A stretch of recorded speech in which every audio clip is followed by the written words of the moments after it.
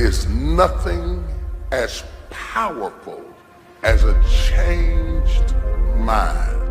You can change your hair, your clothing, your address, your residence. But if you don't change your mind, the same experience will perpetuate itself over and over again, because everything outwardly changed, but nothing inwardly changed. You know, nothing happens unless you change. So change is not our enemy, it's our friend. There's a season that you may go through a difficult period, but that is to wake up your ability to change. You cannot become what you were born to be unless you are not willing to change into something you are not. This is why change is so important. I like what it says here. Shakespeare says, "Sweet are the uses of adversity." We never grow in good times. We never advance unless we're under pressure. Change comes to improve and to advance your life, not to destroy you. I think that we often forget this, and we're gonna face hardships. We can't avoid pain. We can't avoid trouble. All we can do is prepare our mindset so that we don't get overwhelmed by our circumstances. A lot of people, when they have a negative circumstance take place in their life, they react negatively to it. And that seems almost natural. In fact, that is natural. Something negative happens to me, my reaction back to it is negative. But this is why you have to change your mindset. I've seen people who had the education to go up, they had the gifting to go up, they had the talent to go up, didn't have the right attitude. And eventually, if that attitude, if that heart, if that invisible part isn't right, you can have all the talent in the world, but you will always end up getting spoiled by your own attitude. Yes, you'll get the opportunity. Yes, you'll get the job.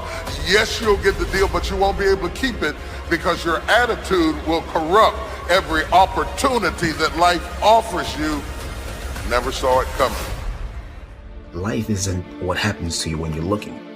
What happens to you when you're looking is called a plan. Life is what happens to you when you're not looking, when your guard is down, when your back is turned. It's going to work on a Friday morning feeling good and having your boss call you in. And you know she has a look on her face and you know that look isn't good. You know the economy isn't so hard and we've got to let you go. And all you can think about are those 3 kids you have at home. You know, life is coming home from work and finding that note on the kitchen table saying, "Hey, I can't do this anymore. I'm sorry, I love you, but I've got to go." And you're frustrated and you're betrayed and you're furious and you're angry, but all you want to do is hold them again. All you want to do is hear those words whispered in your ear, "I love you" again. No, that's life. How do you handle that? How do you deal with that, those sort of situations? You see, it's been said 100 times and I'll say it again. You've got to go through it. That's all it is. You've got to go through it. And going through it is not a function of just being courageous. It's not a function of just saying, well, I'm going to close my eyes and see what happens next. It's not that. It's really a function of 3 things. It's a beginning, it's a middle, and an end. And before you go through it, there's a choice. You make a choice to say, well, I'm either going to stay here or I'm going to be over there someday, somehow. It's a choice. So going through it and thinking about these 3 steps, beginning, middle, and end, you know, you can really save yourself a lot of trouble. And you can discover something more about yourself. It's called life and it's not personal. Stuff's going to happen. And if you make it to the 40-yard line, if you can make it to age 40, between 40 and 60, it begins to intensify. All kind of things happen. Between 40 and 60, my mother was diagnosed with breast cancer and finally died. Between 40 and 60, I was diagnosed with prostate cancer. Between 40 and 60, I went through a divorce from someone that I loved very much. Between 40 and 60, had a nationally syndicated talk show, highest rated, fastest canceled talk show in the history of television. Between 40 and 60, oh, life put a whooping on me. It ain't personal. It's called life. You know, I was homeless, man. I mean, you know, you're in a position where you're going, I got nowhere to go except up. I might as well keep hustling. I was in comedy. I just wasn't making nothing. All the money I was making, I was sending back home to my wife and kids. That didn't last long. She got tired of that real fast.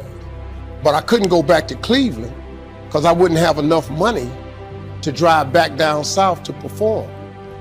One time I drove to the house in Cleveland. I finally got enough money. I drove to the house in Cleveland and everybody was gone.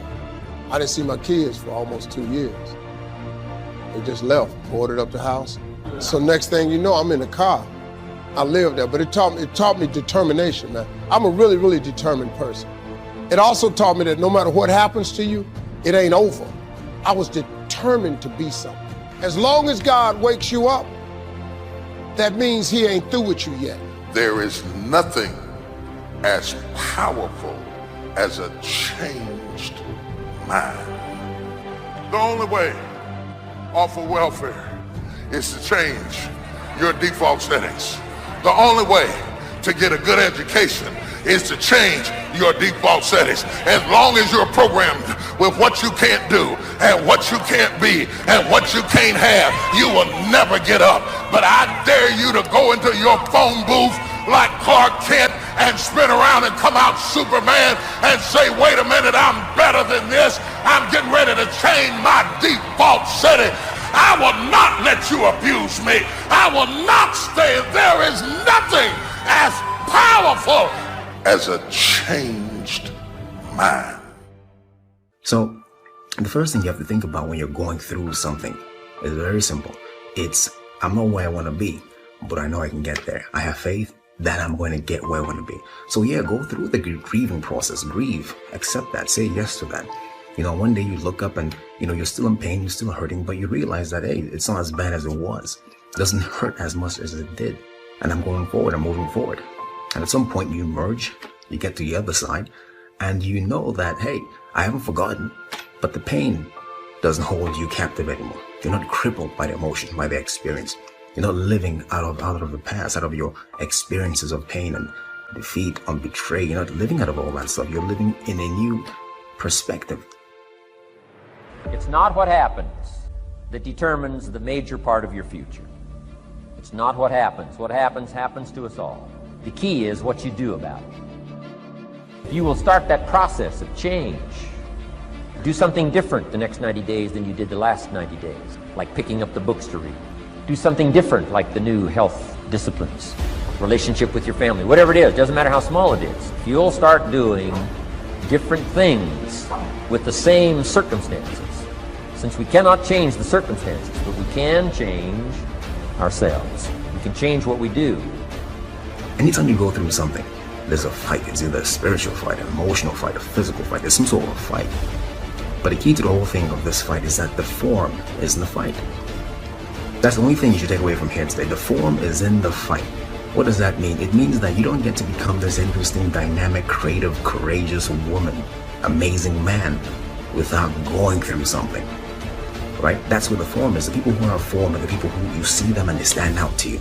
Because you know there's something about them, they figured something out about life. They're attractive to you, they're interesting to you. These people have form because they've gone through something.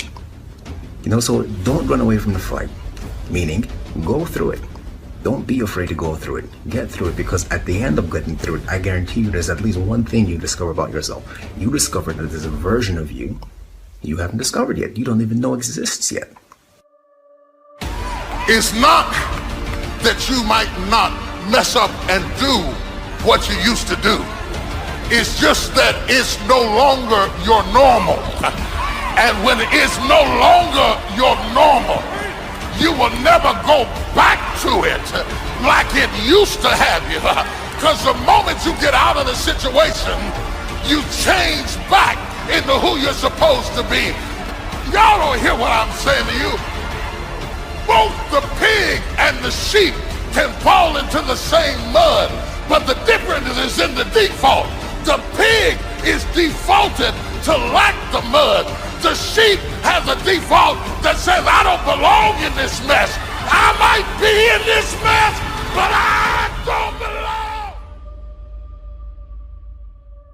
I don't have to tell you things are bad. Everybody knows things are bad. It's a depression. Everybody's out of work or scared of losing their job. The dollar buys a nickel's worth. We know the air is unfit to breathe and our food is unfit to eat. We sit watching our TVs while some local newscaster tells us that today we had 15 homicides and 63 violent crimes, as if that's the way it's supposed to be. We know things are bad, worse than bad.